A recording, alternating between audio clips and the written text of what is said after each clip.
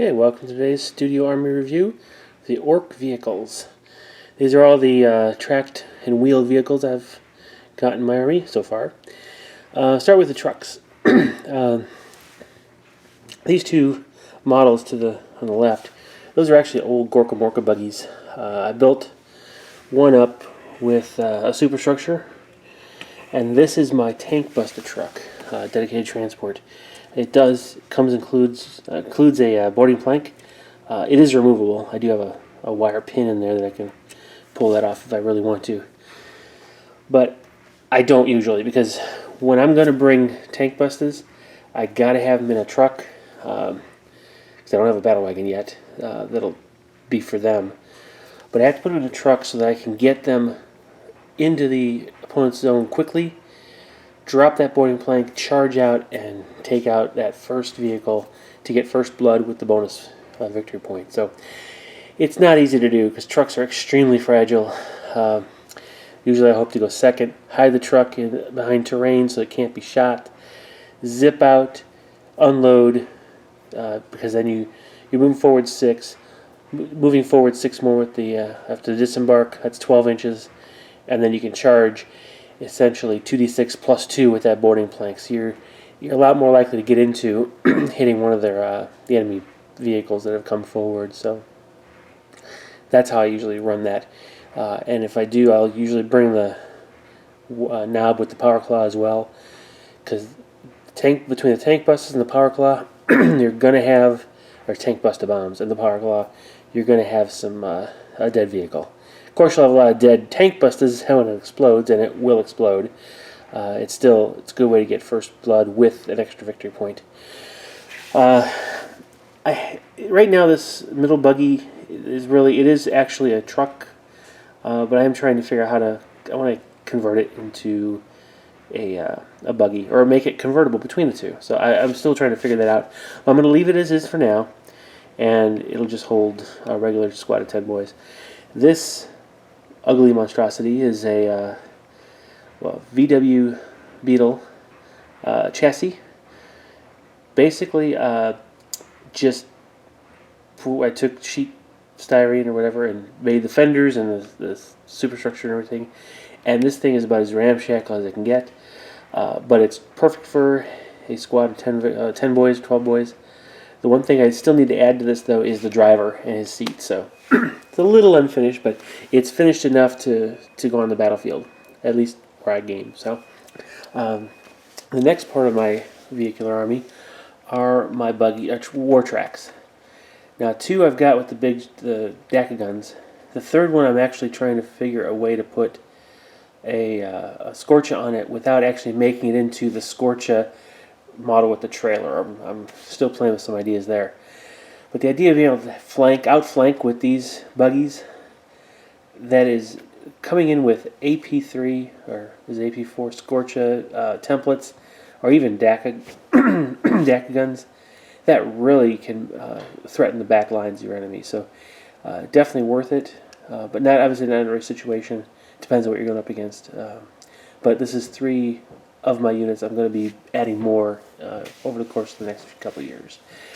Now going over to here, I've got a couple tanks. To the left is my Mech Boy Junka. That's really the best thing to use it as.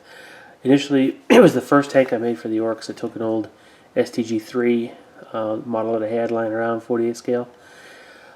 It was going to be a Luda wagon back when the 4th edition Codex was out, but after they changed up the Luda wagon, and I really paid attention to the stats and what it could do, the model didn't really lend itself well to what the unit was supposed to be able to do. So I played around. Once I got the Imperial Armor 8, I noticed the Mech Boy Junka. It fits real well. So that's what this actually represents. And I'm missing the bit in the end of that gun to make it a Big Zappa. But once, that's the turret is actually convertible. I can swap it between vehicles to make it a kill cannon or a boom gun or whatever. So that's the only piece missing from it right now. Next to it is a gun wagon. Now actually I've built it in such a way where I can take the twin-linked big shooter off and put 2 separate big chute is on either side, and that turns into a big track. So this is a cheaper version, cheaper battle wagon in the Imperial Armor 8 book, and it's again used usually to haul around my Nazguns, my flash kits, but it's very useful. It's a nice cheap unit to give them the armor they need to be effective during the early part of the game. It will eventually get popped, but still, I mean, giving those flash kits a chance to pound stuff in the middle of the table, you need some armor protection. So that's what that one's for. Now here is a classic battle wagon from the regular GW kit. Didn't really do anything fancy to it, except that the roof does come off, so all the turrets and everything, the big chute has come off. So again, I can swap things to make it match what I've actually bought. Actually, you can see that. There, that's the turret. Gunner big chute came off. The turret is actually magnetized so that I can swap out the zap gun for the cannon if I really want to. But now I move over to this beast. This is actually it was a battle wagon, and I often use it as a battle wagon without that superstructure on. It actually does come off. But when I initially built it, I used the Munsters car as the foundation. I wanted to give the flash kits a more hot rod kind of ride to bring around in the battlefield. So this is usually what I carry my flash kits in. But some people might not appreciate a model that's this size that represents a battle wagon, because I mean you can see the difference between a traditional battle wagon and the size of this model. It's actually about 2-3 inches too long and about 1 inch too wide. I built this before I really realized, and actually I built both of my battle wagons before I realized that the battle wagon from GW was smaller. I went off the fact that they're going to use their 4 hull points. So's a Land Raider, and I figured it could be as big as one. In fact, I've seen some guys use a converted Land Raider for a battle wagon. So when my opponent doesn't mind this being a battle wagon, so large, that's exactly what I'll use it for. Otherwise, I'll use it as a battle fortress. And along similar lines, I have my Orka here. And here, this is an hard-cased version of a battle wagon with a cannon, upper rocket launcher, and on either side is a sponsor with a big chute and a big chute at the front, a def roll on the front. And this, again, I built very first scratch-built Ork battle wagon I made, and I kind of made it based on the dimensions of a Land Raider.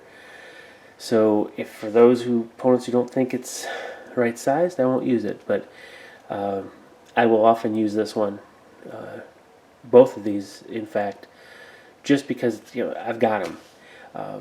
When I go to Apocalypse games, I can actually turn these into battle fortresses. So I'm actually going to be putting up a video about the Orka, showing you how this battle wagon can be converted. It is designed to be 100% convertible between a battle wagon and battle fortress with different weapon configurations. The only things that you can't really do are take off the big shooters, the 3 big shooters on it. You can convert them into rocket launches though, but everything else about it converts. So I'll be showing you that in the model showcase. So again, this is my Ork vehicle inventory. I still need more trucks. I still need more battle wagons. I don't know why. You look at all this, I'm thinking, do I really need more? But yeah, for some reason I still need more. So again, give me comments below on your impressions, preferences you may have. What do you think about, do you mind opponents running larger, oversized battle wagons? Just what do you find in your meta? Because where I play, they don't really mind. They're all for the fun of it. I got some competitive players, but even they don't seem to mind the very large battle wagons. So yeah, let me know what you think. Let me know how you use your war tracks, if you use them, and then just kind of start the conversation below. And again, share, like, and subscribe. And again, if you want to see any of these things in a model showcase, please comment below. And if you agree with it, go ahead and like that comment.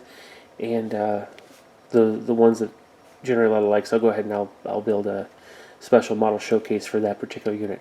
All right, enjoy. Thank you for watching, and I'll see you next time. Bye-bye.